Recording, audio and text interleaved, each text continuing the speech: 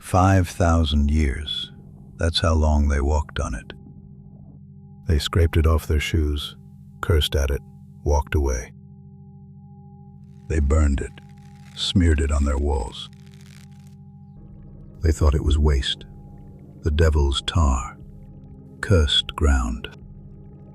Nobody knew they were standing on the future. In 347 CE, the Chinese drilled for it, with bamboo. 800 feet down, to boil salt, not fuel. For 14 centuries, that was enough. Nobody looked twice at the black ooze. Then someone noticed it burned. The Persians put it on their arrows. The Byzantines loaded it into ships. Greek fire, the first weapon nobody could put out. It burned on water. But nobody called it fuel. Not yet. It seeped. It oozed. It waited. On the western shore of the Caspian, the ground was on fire. Baku, the land of fire. It had burned for centuries. They built a temple to it. Zoroastrian priests tended the eternal flame for 1,000 years. Marco Polo visited in 1273. He wrote that 100 ships could load there. By the 9th century, Arab chemists had learned to distill it, refining before refineries. They made kerosene, 8 centuries before it had a name. And then the world forgot, for almost 1,000 years. The Romans thought it was a curiosity, nothing more. In Pennsylvania, the Seneca tribe skimmed it from creek water, called it medicine. Europeans called it Seneca oil. They rubbed it on their joints.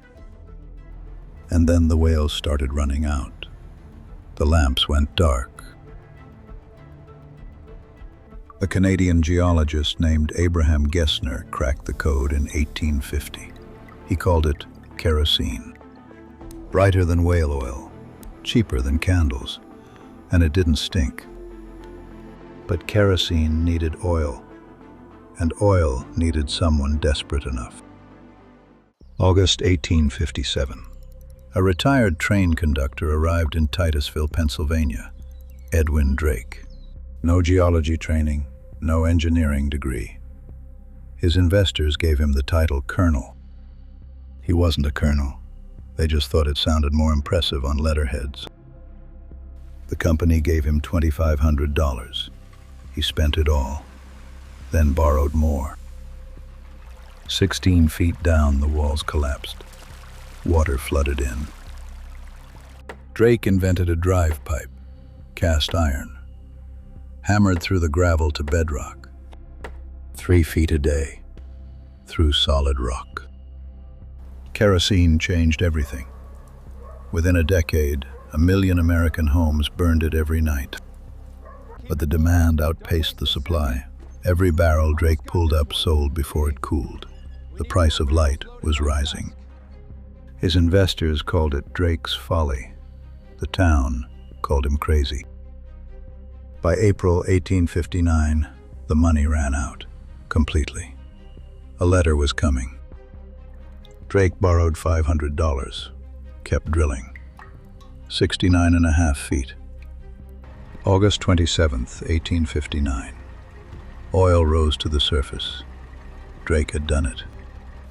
Except nobody wanted it. Not like that. The well produced 20 barrels a day. The price of oil collapsed inside a year. Pennsylvania produced half the world's oil, and Drake couldn't sell a barrel of it. October 1859. The derrick caught fire. Uncle Billy's open lamp.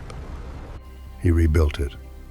The well stopped producing in 1861. Then Thomas Edison invented the light bulb, and kerosene started dying. But oil had one more trick, and it was waiting in Texas. January 10th, 1901. a hill south of Beaumont called Spindletop. Petroleum Higgins, a one-armed mechanic, had been telling everyone for years. Nobody listened. Captain Anthony Lucas drilled to 1,139 feet. Then the ground moved. 6 tons of 4-inch drill pipe shot out of the hole. The crew ran. Then silence. Then oil. 150 feet in the air. 100,000 barrels a day. More than every other American well combined. It flowed for 9 days straight. Beaumont's population tripled in 3 months. 10,000 became 50,000 overnight. 500 companies formed in a single year. Gulf, Texaco, Humble, names you know. By 1919, gasoline outsold kerosene. The automobile had won. Oil was everything. The First World War proved it. The side with oil won. The side without it ran out of everything. By 1945, petroleum was not a resource. It was the war. Every tank, every plane, every ship. The war ended. America built highways, suburbs, a civilization that could not walk anywhere. The Middle East had been sitting on most of it. The world had 40 years to figure that out.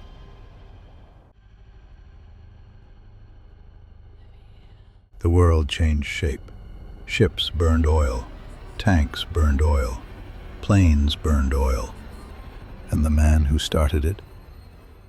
Edwin Drake never patented the drive pipe.